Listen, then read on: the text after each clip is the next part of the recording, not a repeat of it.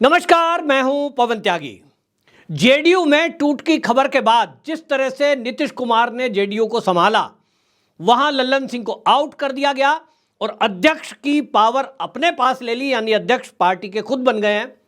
इसी से बताया जा रहा है कि कुछ ना कुछ अंदर अंदर जो चल रहा था, अब उसको ये एक संभालने की कोशिश की गई है, लेकिन अभी जो असंतोष है जेडीयू के अंदर वो थमा नहीं है।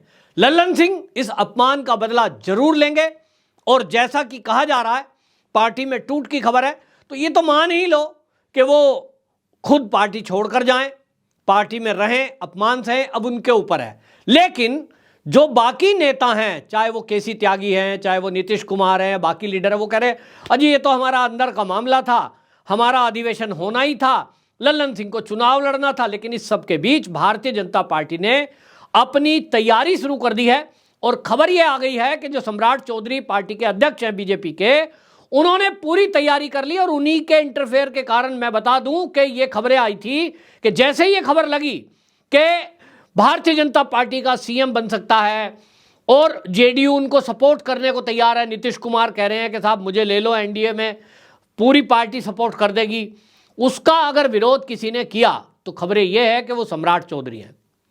सम्राट चौधरी ने यह कह दिया पार्टी कमान को, जो पार्टी का आला कमान है बीजेपी का, कि देखिए आज की डेट में जो भी आप सर्वे की बात करें, लेकिन इंटरनल सर्वे बिहार का यह है कि भारतीय जनता पार्टी वहां 40 लोकसभा की सीटें हैं, दावा यह किया जा रहा है कि 30 तो जरूर जीत जाएंगे। वो 35 बोलते हैं, लेकिन जो सर्वे है उसके अनुसार, तो सम्राट चौधरी के अनुसार वो कहते हैं कि हम 35 सीटों पर जीत जाएंगे लोकसभा में।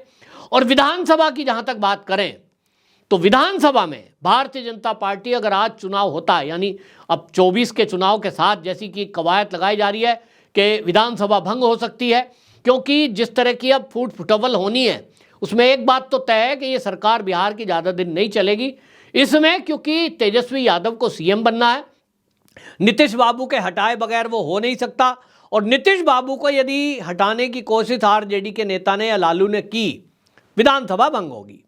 विधानसभा भंग इस कंडीशन में भी होगी, नंबर 2 उस कंडीशन में भी होनी है कि तेजस्वी यादव को ईडी का सम्मन है, ईडी ने पकड़कर अगर बिठा लिया तो समझ लो 1 साल से पहले छूटने नहीं है, तो भी पार्टी जाएगी। तीसरी कंडीशन यह है कि आप ये देखो कि सीटों के बंटवारे को लेकर जिस तरह से इंडिया अलायंस में अभी खबरें आ रही है, इसमें भी टूट होगी और जेडीयू और आरजेडी आपस में गुत्थम गुत्था होंगे और उसमें भी टूट की संभावना, यानी हर हालत में यह संभावना 99% है कि बिहार में लोकसभा और विधानसभा के चुनाव एक साथ होंगे और वो भी 2024 में। तो फिर ऐसे में भारतीय जनता पार्टी ने अपनी तो तैयारी शुरू कर दी है। सम्राट चौधरी का जैसा दावा है कि भैया हम तो यहां अपने बल पर सरकार बना लेंगे, तो हमें तो फ्रेश चुनाव में जाने में ज्यादा फायदा है। अगर आज ये विधानसभा मान लो 1% अगर विधानसभा भंग नहीं होती है और ये सरकार इसी तरह 25 तक चलती है, तो 25 तक तो यह आंकड़ा और बढ़ जाएगा, क्योंकि लूट अपराध और ये जब चीजें चलेंगी, ये जनता जो देखेगी, इसके कारण भारतीय जनता पार्टी का वोट बढ़ेगा। तो भारतीय जनता पार्टी तो ये आज चाहती है कि ये सरकार भंग ना हो, ये इसी तरह चलती रहे, ताकि उनका वोट बढ़ता रहे, लोग समझते रहें कि नीतीश बाबू के साथ मिलकर के लालू जी जो सरकार चला रहे हैं वो तुम्हारा भला नहीं कर सकती। वहां अपराध बढ़ रहा है, वहां नशाखोरी बढ़ रही है और भ्रष्टाचार बढ़ रहा है। अब ये जो कंडीशन है, इस कंडीशन में भारतीय जनता पार्टी तो दोनों हाथों में लड्डू है उसके।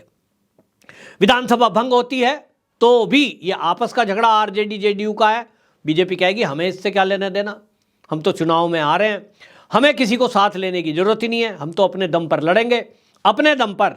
जैसा सम्राट चौधरी का दावा है कि 40 में से 35 लोकसभा की सीट जीत जाएंगे, मान भी लो कि अगर टीवी के सर्वे करने वाले या जो सर्वे एजेंसी हैं वो कह रहे हैं कि 30 सीट जीत जाएगी, तो 30 भी बहुत है। उसमें एक जो है चिराग पासवान की पार्टी का आ जाएगा, एक हम की पार्टी का आ जाएगा, तो 32 हो गई। और बाकी जो आएंगे वो निश्चित जान लीजिए कि ऐसे जरूर है कि 1-2 सीट और हो सकती है, लेकिन वो स्थिति भारतीय जनता पार्टी की ज्यादा मजबूत होगी। और इसलिए भारतीय जनता पार्टी ने तय कर लिया तैयारी शुरू हो गई। 22 जनवरी को जो प्रभु श्री राम जी के मंदिर में प्राण प्रतिष्ठा हो रही है, उसके बाद जैसा कि भारतीय जनता पार्टी की जहां जहां सरकारें हैं और जहां नहीं भी हैं, सब जगह ये घोषणा हो चुकी है, तैयारी चल रही है कि अब राज्यवार वहां से राम भक्तों को दर्शन के लिए अयोध्या ले जाया जाएगा। सम्राट चौधरी ने यह तैयारी शुरू की और पटना से इसकी शुरुआत कर रहे हैं कि हर लोकसभा सीट से, यानी 40 लोकसभा बिहार की सीटें हैं, हर लोकसभा की सीट से वहां से बसों के द्वारा वहां जो बीजेपी के कार्यकर्ता हैं, बूथ स्तर के कार्यकर्ता हैं, जिले स्तर के कार्यकर्ता हैं, उनको अयोध्या में भगवान राम के दर्शन के लिए लाया जाएगा। माहौल बनना शुरू हो गया। आप सोचिए कि पटना से इसकी शुरुआत होगी, मीडिया कवरेज होगा, कितने लोग चलेंगे, भारतीय जनता पार्टी के अपने कार्यकर्ता, वो जब पार्टी उनको इस तीर्थ यात्रा पे लाएगी, उसी बीच उनकी बैठक होंगी, उसी बीच बहुत सारी रणनीति बनेगी। और निश्चित जान लीजिए कि इससे पूरे देश के अंदर माहौल बनना है, तो भारतीय जनता पार्टी ने श्री प्रभु राम जी के मंदिर को लेकर के ये ध्यान में रख दिया है कि ये बहुत बड़ा एक आयोजन होने जा रहा है। तो बिहार में इसकी तैयारी की शुरुआत हो चुकी है और बिहार में जिस तरह की तैयारी है उसको देखते हुए ये भी करा जा रहा है कि भाई कब चुनाव हो जाए, और इसलिए तैयारी रखें। लोकसभा का चुनाव और विधानसभा का एक साथ होगा, तो भी उसके लिए अभी से माहौल बन रहा है। और सम्राट चौधरी जिस तरह की मेहनत कर रहे हैं उसको देखते हुए ये तो कहा ही जा सकता है कि उनका जो आत्मविश्वास है वो कोई फर्जी नहीं है, हवाई बात नहीं है। वो मीडिया में भले ही चेहरा ना चमकता हो, नेशनल मीडिया में, लेकिन बिहार में युवाओं के अंदर जो चर्चा है सम्राट चौधरी को लेकर, ये तय है। लोग कहते हैं भाई इफेक्टिव है, युवाओं का इफेक्ट है, जो पुराने लोग हैं उनको भी साथ लेकर चला जा रहा है, और ये तय है कि जो दावा किया जा रहा है वो बिल्कुल ठीक है। दूसरी तरफ जो आप देख रहे हैं, आरजेडी हो या जेडीयू, उनमें तो अभी ये बात को लेकर लड़ाई है कि सीएम तेजस्वी कैसे बने, ये जेल में चला जाएगा तो उसके बाद क्या होगा। और लल्लन सिंह के साथ जो गुट है वो भले ही आज शांत हो गए हों, कोई डराने धमकाने से, कोई सबूत दिखाने से, मुझे नहीं पता क्या बात है, लेकिन ऐसी खबरें आ रही हैं कि नीतीश बाबू के पास उनके कुछ फाइलें हैं ऐसी जिसमें उनके कुछ सीक्रेट हैं और इसकी वजह से वो रुक गए हैं। तो भाई वो आज रुक गए हैं, लेकिन लालू जी तो चुप बैठेंगे नहीं, क्योंकि लालू जी ने नीतीश कुमार को मुख्यमंत्री बनाने के लिए थोड़ा ही सपोर्ट किया है। उनका तो एक ही सपना है कि मैं अपने बेटे को सीएम कैसे बनाऊं। बेटा सीएम बनता नहीं दिख रहा है, जेल जाने की नौबत वैसे आ रही है। और आपको बता दूं, मैंने पहले ही कहा कि इस खेल में भारतीय जनता पार्टी शामिल नहीं होना चाहती, क्योंकि भारतीय जनता पार्टी ये नहीं चाहती कि वो उसके ऊपर ये कलंक लगे, उसके ऊपर ये ठीकरा फोड़े कि भाई बीजेपी वालों ने ये किया है। और इसीलिए मैंने अपना आकलन बताया कि 5 जनवरी को जो तेजस्वी यादव को ईडी का सम्मन है, ईडी उनको बुलाएगी, पूछताछ करेगी, और ठंड के दिन है, उन्हें कॉफ़ी पिलाई जाएगी, नाश्ता भी कराया जाएगा, खाना भी खिलाया जाएगा, और शाम को 6 बजे उन्हें छोड़ दिया जाएगा।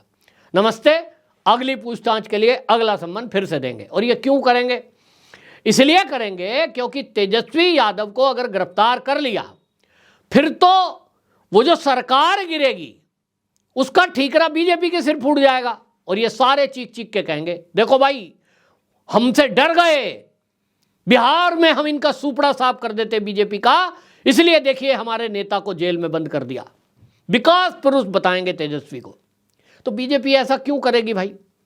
ईडी के अधिकारियों को कह दिया जाएगा भैया अभी चुनाव होने दो, तब तक इनको ऐसा ही रखो, इनको सत्ता में रहने दो, ताकि पब्लिक को इनकी सच्चाई पता लगे कि वो जो जंगल राज वाले नेता थे ये उन्हीं के पुत्र हैं, और इनके चलते जो आज बिहार में हो रहा है। कहने को नशाबंदी है, लेकिन नशा खुलेआम बिक रहा है। कहने को वहां सुशासन है, बाबू तो सुशासन ही बैठे हैं, लेकिन वहां जिस तरह का शासन चल रहा है, भ्रष्टाचार हर कार्यालय में व्याप्त है। और जो भर्ती कर रहे हैं ना, उस भर्ती में अभी सरकार हटने दीजिए, पता चलेगा। जिस तरह से लालू जी के शासन में भर्तियां हुई हैं, चाहे वो केंद्र में रेल मंत्री थे तब पता लग गया, आज उनका बेटा बैठा है डिप्टी सीएम के तौर पे, तो भी हटने के बाद पता लगेगा कि कैसी फर्जी भर्तियां इन्होंने की हैं। ये दावा कर रहे हैं कुछ लोग। तो ये कुल मिलाकर के सब फर्जीवाड़ा साबित होगा। बहरहाल भारतीय जनता पार्टी के कार्यकर्ताओं में पूरा जोश है, और उनको एक बात कन्फर्म है कि 2024 के चुनाव में सबसे बड़े दल के रूप में भारतीय जनता पार्टी ही होगी, तो सरकार बीजेपी की बनेगी। बिहार में 40 सीटों में से 30 सीटें तो कहीं नहीं गई, जीत के आ रहे हैं अपने दम पर। और अगर विधानसभा का चुनाव साथ होता है या नहीं होता, दोनों कंडीशन में upper hand Bharatiya Janata party का ही रहना है। भारतीय जनता पार्टी पूरी कोशिश से लगी हुई है कि ये बिहार सरकार है, इसके भ्रष्टाचार को कैसे उजागर करे। और जैसे ही तेजस्वी यादव का केस खुलेगा, आप समझ लें, फिर किसी को कुछ कहने की जरूरत नहीं है। चीज़ें खुलकर अभी सामने आ रही हैं कि किस तरह से इन्होंने पैसे बनाए, किस तरह से गरीबों की ज़मीनें नाम लिखवा ली, ये कौन नहीं जानता। लेकिन बिहार एक ऐसा राज्य है जहां जाति के आधार पर लोग वोट करते हैं। ये अपने आप में बहुत दुखद है, लेकिन आज की जो नई पीढ़ी है वो अब बदल रही है। देखना होगा 2024 के चुनाव में इस भारत के परिदृश्य में जो भारतीय जनता पार्टी ने काम किए हैं, केंद्र सरकार ने, मोदी सरकार ने, इसका कितना असर बिहार पर पड़ता दिखाई देता है। यादव वोट जिसको दावा करती है लालू फैमिली के, ये तो हमारा ही है। देखते हैं कि ये यादव जो आज के यादव हैं, पढ़े लिखे आधुनिक, ये उस जाति को छोड़कर, परिवार को छोड़कर क्या देश के निर्माण में अपना वोट करेंगे, ये देखने लायक बात होगी। लेकिन जहां तक मैं बीजेपी की बात करूं तो भारतीय जनता पार्टी के नेताओं का तो ये दावा है कि अब बिहार की जनता जागरूक है, पढ़ा लिखा वर्ग है, और यादव कम्युनिटी हो या कोई भी कम्युनिटी, अब जाति से उठकर वो भारतीय जनता पार्टी के विकास के एजेंडे पर, काम पर वोट देने वाली है। आपकी क्या राय है? कमेंट बॉक्स में जरूर बताएं। वंदे मातरम।